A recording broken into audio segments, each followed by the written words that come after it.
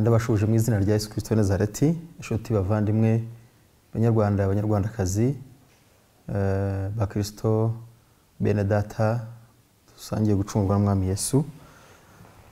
Muri ibi bihe twinjiyemo nabyo ibihe byo kwibuka abacu bazize jenoside yakorewe Abatutsi mu 1994, kandi twatubyinjiyemo n'ubundi twadusanzwe mu bihe bitatworoheye bijyanye no kwirinda iki cyago cya coronavirus turi mu ngo zacu. Rero ni ibintu bihuye kandi bitoroshye. Nkaba rero mbasabira kugira ngo mukomere kandi mukomeze mwihangane, gusa mbashishikariza gukomeza kumvira amabwiriza baduha ku buyobozi bwacu. Kuba turi mu ngo zacu no kugira ngo dukomeze kwirinda kugendagenda hirya no hino kugira ngo hatabaho kwandura gukabije ku iki cyago. Ariko nanone by'umwihariko rero ibihe twinjemo byo kwibuka abacu nabyo ni ibihe nabyo bije bisanga turi mu indi situation nayo itari tworoheye. Ariko hejuru y'ibyo byose hari Imana, hari imbaraga z'Imana, hari urukundo rw'Imana. Imana ifite umugambi wo gukora ibirenze ibyo twibwira, kuko ni Imana ishobora byose. Ntabwo rero nabura kubagezaho ijambo numva Imana ishyize ku mutima wanjye kugira ngo ribafashe kandi ribashe gukomeza mu gihe nk'iki. Ni ibihe bibiri twinjiyemo kandi byose bitoroshye, ariko dufite Imana, dufite isezerano ry'Imana ku buzima bwacu. Twe nk'abanyarwanda rero twari dusangiye n'andi mahanga yose ndetse n'isi yose kubwo iki cyago cya coronavirus cyibasiye isi muri rusange. Ariko twe by'umwihariko rero hajeho n'ikindi gihe cyo kwibuka abacu bazize jenoside.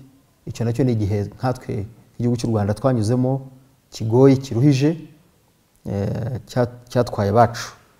Nkaba ngira ngo rero mfate mugongo abanyarwanda mwese ndetse ababuze ababo, tubabwira ngo mukomerere mu Mwami imbaraga z'ubushobozi bwinshi. Ntabwo ndi buvuze amagambo menshi, ahubwo nagira ngo tuvuge ijambo ry'Imana rito ribasha kubakomeza mu gihe nk'iki, kuko inyurira mu ijambo ikabasha gukomeza ibidakomeye, inyura mu ijambo ryayo ikabasha kongera gushyigikira ibyari binyeganyejwe. Ijambo ry'Imana dusanga mu gitabo cya Efeso, urwandiko Pawulo yandikiye Efeso ibice 6:10, haranditse ngo ibisigaye mukomerere mu Mwami n'imbaraga z'ubushobozi bwe bwinshi, mwambare intwaro zose z'Imana kugira ngo mubashe guhagarara mudatsinzwe n'uburiganya bwa Satani. Kuko tudakirana n'abafite amaraso n'umubiri, ahubwo dukirana n'abatware n'abafite ubushobozi n'abategeka isi y'umwijima n'imyuka mibi y'ahantu ho mu ijuru.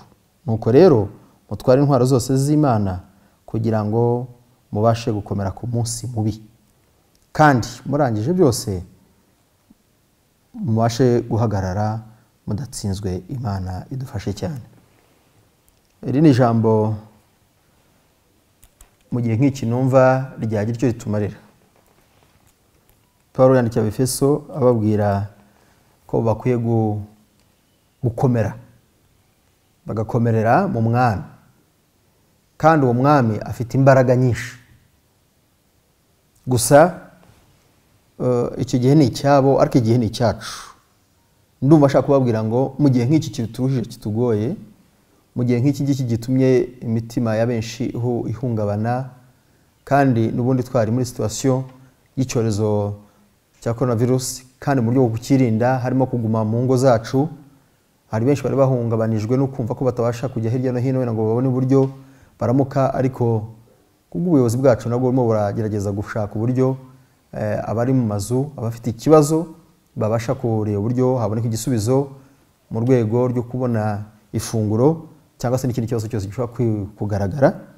Na telefone zirahari ngira ngo bagenda bazibabwira, barazizi. Rero ariko hamwe no kwirinda kwacu koko Imana irakora ikorana natwe hari n'ubundi buryo bw'imbaraga zaturuka ku Mana zabasha gukomeza umuntu muri we mu mbere mu bugingo bwe kugira ngo abashe kunesha ikimugoye n'ikimuruhije. Ijambo ry'Imana ritubwira rero ngo mukomerere mu mwami no mu mbaraga z'ubushobozi bwe bwinshi, ngo kandi mwibuke ko ibyo turwana nabyo ni imyuka, koko ni imyuka y'imbaraga kandi nyinshi, ni imyuka itoroshye, ni imbaraga ziturushya, zitugora, ziduhubanganya, ariko iyo ukomereye mu mwami bituma n'icyakurwanyaga gitsindwa. Twavuze ngo dukomere mu mwami imbaraga z'ubushobozi bwe bwinshi, ngo kandi duhagarare tudatsinzwe n'uburiganya bwa Satani.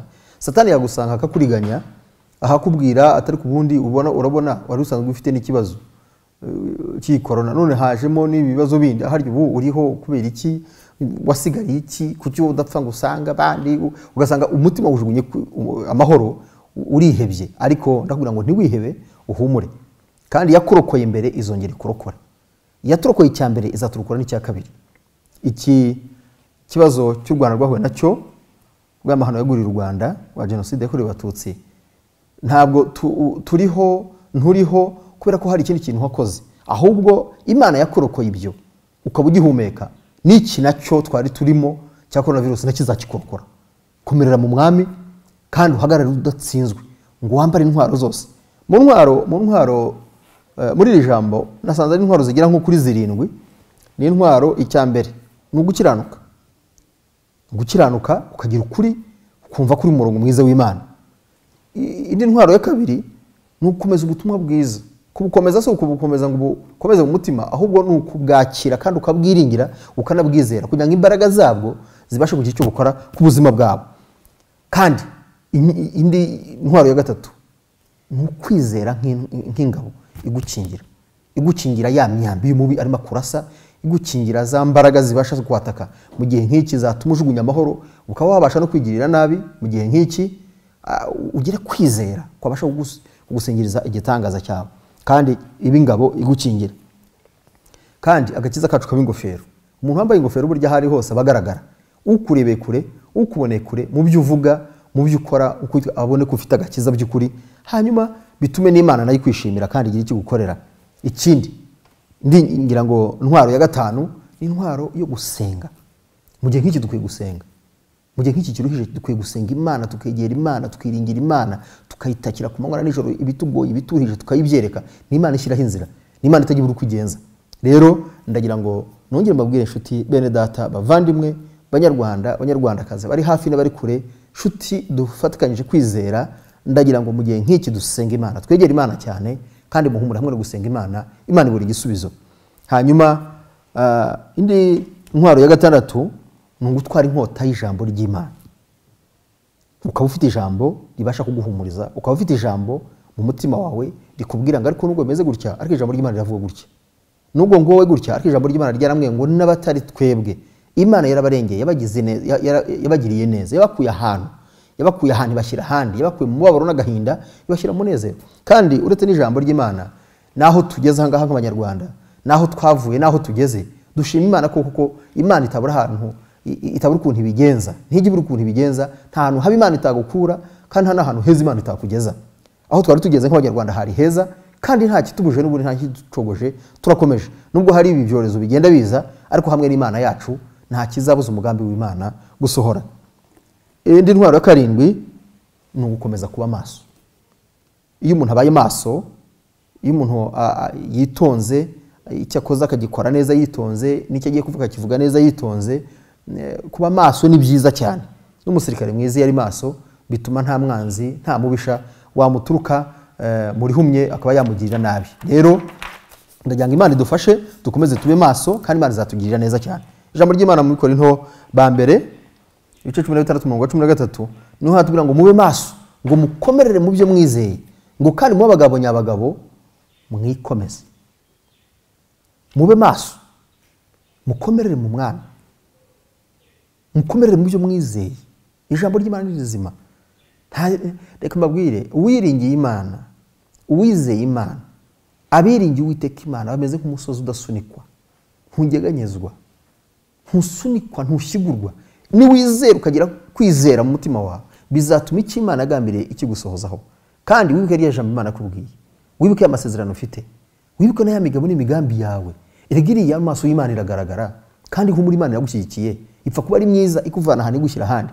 Ipfa kuba ufite imigabo n'imigambi myiza ishyira igihugu cyawe heza, ndetse wumva ko uzatera imbere no mu gihe kizaza, wowe n'urugo rwawe n'abana bawe.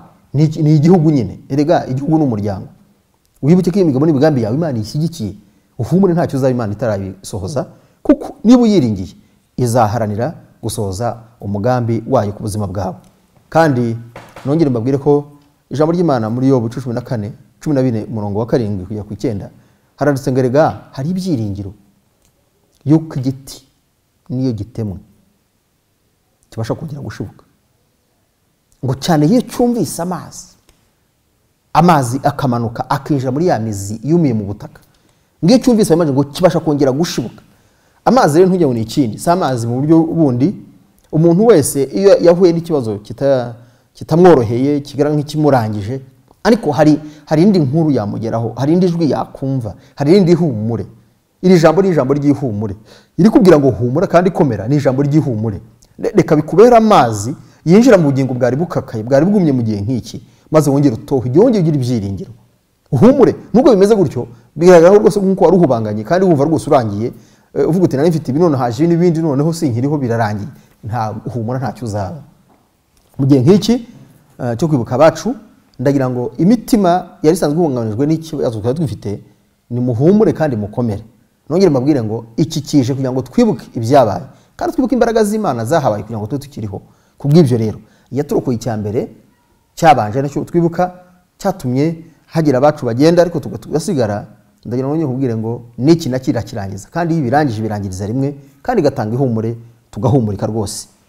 Niba hari wumva rwose ubugingo bwari bukakaye bwumye, uhumure. Hari imvura y'urujojo, hari amazi y'ubugingo, hari mwuka wera w'imbaraga ugiye kumanikira ubugingo bwawe kugira ngo yongere agukonsore, yongere akureanime, yongere adudubize ku bugingo bwawe, wongere ugubwe neza. Wari ufite inyota, wumvaga yarakakaye, nagotomere kuri izo mbaraga zituka ku Mana. Ubwiza bw'Imana nibukuzeho, cyo cy'Uwiteka nikigutwikire, kandi umutima wawe we kwiheba, aho gukomeza kwiringira Imana, kandi wumve yuko imbaraga zisumba byose zibasha kukurengera.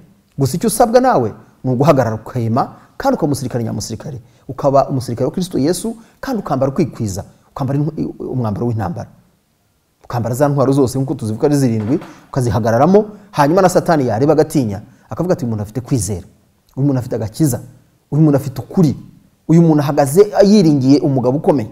Umusirikare burya yongera kugira imbaraga cyane iyo afite umugabo mukuru umugabye kandi yizeye, kandi ari umuhanga w'intambara. Abazi ko nanone ibyo 50% ari igisubizo cyangwa se ari intsinzi y'urugamba arimo arwana.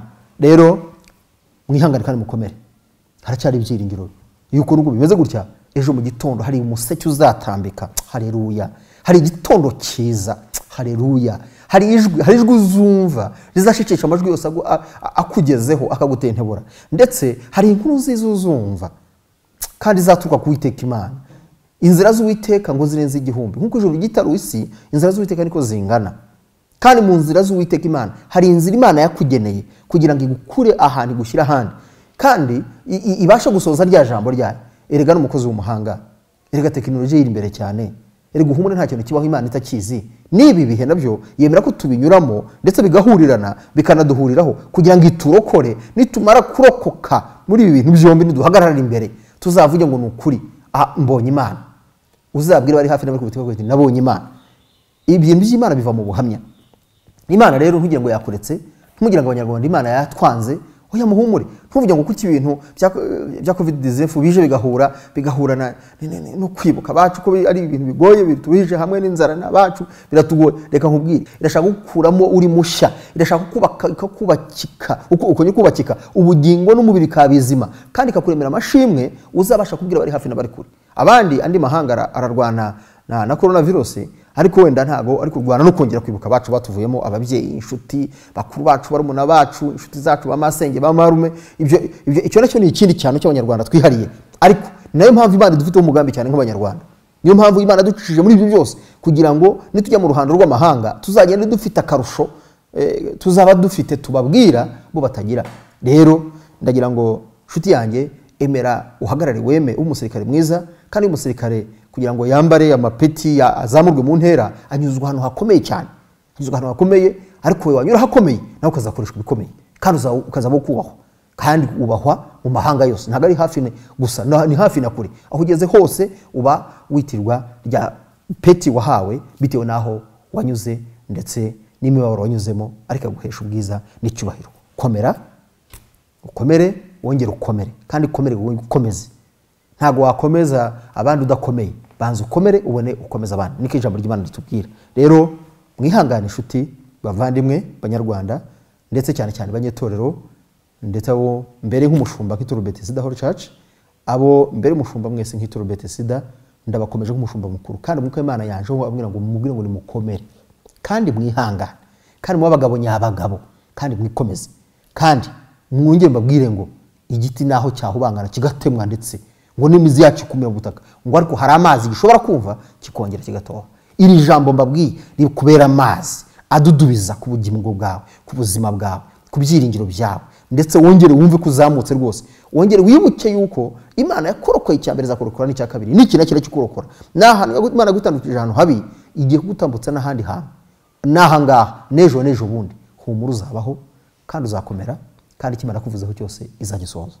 Bavandimwe ntabwo navuga amagambo menshi mu gihe nk'iki ariko mwihangane kandi mukomere kandi dukomeze kuba mu ngo zacu dushima Imana dusenga Imana twiringiye Imana twegamiye umugabo ukomeye kandi turabagabo nyabagabo kandi dukomeje agakiza mu buzima ku buzima bwacu kugira ngo Imana idutabara nitureba itwishimire ibashe kugira icyo ikora kandi gikomeze kandi dukomeza no gusenga kuko mu gusenga kwacu niko kuzatuma n'iki cyorezo cya coronavirus gihagarara gicika intege mu gihugu cy'u Rwanda ntagira utuvamo ngapfe yishwe nacyo ntagira abanyarwanda benshi bakomeza kwandura bakomeze bacyandure imbaraga z'Imana zibasha kugihagarika ndetse wari wanduye agahumanuka akaba muzima kandi dufite shimwe yuko hari abari barwaye bakize kandi twashima Imana ko n'umunyarwanda nta n'uwigeze apfa yishwe n'icyo cyorezo. Ntabwo twishimiye ko abandi bapfuye ariko twebwe Imana yaratwimanye hega dufite Imana dufite umugambi kandi nongere mbabwire ngo Imana yakoze biri ikimana ubugingo bw'abantu ntibicwe n'iki cyago cyangwa se ngo baherenwe nacyo ahubwo bakirimo bakira ni ikikora ko Imana dufite umugambi mwiza cyane. Rero dukomeze twirinde kandi dukomeze dukomere twihangane mu gihe gito kwizera kwacu bizatuma tusohoka muri ibihe bigoye kandi biruhije hanyuma twinjire ku musozi mwiza w'igikundiro dufite ishimwe dutambagira igihugu cy'u Rwanda twongera tuva majyepfo tujya majyaruguru tuva iburasirazuba tujya iburengerazuba ndetse n'indege zo mu kirere zongera zisubire mu kirere bitewe nuko Imana yacu ni Imana ya hafi na kure uko yatugenzereza niko yagenzereza abandi hamwe no gusenga Imana Uwiteka azabigenzereza. Kandi burya isengesho ry'umukiranutsi ni intwari irasakure cyane ushobora gusengera ahangaha w'Imana ubugingo bwa benshi Imana ikagera mu Butaliyani Imana ikagera muri Amerika Imana ikagera hose ikagira ikikora nubwo batizeye Imana isengesho ryawe ryagera rigakora ibitangaza kandi uko isengesho ryawe rigiye nako Imana yaguhagurutse ukagenda ukongera ukavuga Imana wabonye nabo bakemera bakavuga ati kuko Imana irakora kandi natwe twarayibonye yaraturokoye. Imana rero ibaha umugisha Uwiteka bagirire neza kandi mukomeze mukomere kandi mukomezanye kandi rero mugenzi wawe umubwire ngo ihangane komera Imana yacu iracyariho ntisinzira ntizinduka ntinapfa iriho n'umwami nyiribihe. Umwami nyiribihe rero afite ubugingo bwacu n'ingingo zacu nejo hacu hazaza kandi ni heza niko tubyiringiye kandi uko byizeye niko bizakomerera. Imana igumuhisha cyane ndagira ngo usengere Imana Uwiteka kugirire neza.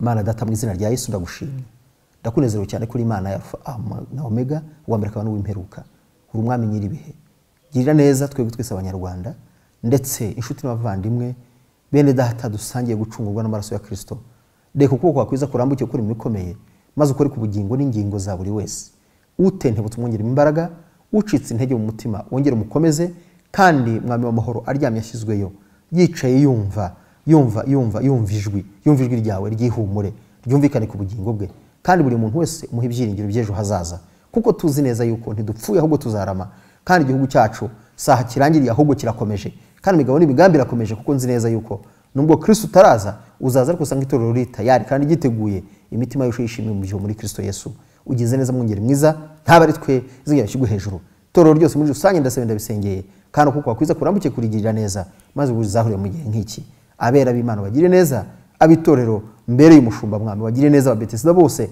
aho bari kuko wakwiza kurambuke kubagirira neza kandi igisubizo cyose gikenewe ku buzima bwabo nikiboneke kuko kuri Imana itagira urahicisha iyubahishe nk'Imana. Fasha ubuyobozi bwacu mu izina rya Yesu, ubahereza uburyo n'ubushobozi, kandi unyuze n'ahandi mu nshuti n'abavandimwe kuri ku mitima yabo, maze buri muntu wese afashishe mugenzi we icyo abashije kubona kandi umuhaye. Urakoze kugize neza, ubwo umwami nyiribihe, reka tugushimire ibishize imbere tubikuragize, maze amahoro menshi atemba nk'uruzi, ubuntu bwinshi bugaragara buvuye ku Mana yacu butuze butugereho, kuko ari wowe Alpha na Omega. Dudubiza tugubwe neza, turasamye n'utwuzuze, kandi dukomeze mu gihe nk'iki. Urakoze kubyumvise kandi urabikoze, tubyambaje Imana byose mu izina rya Yesu umwami wacu, amen. Imana ibahe umugisha cyane.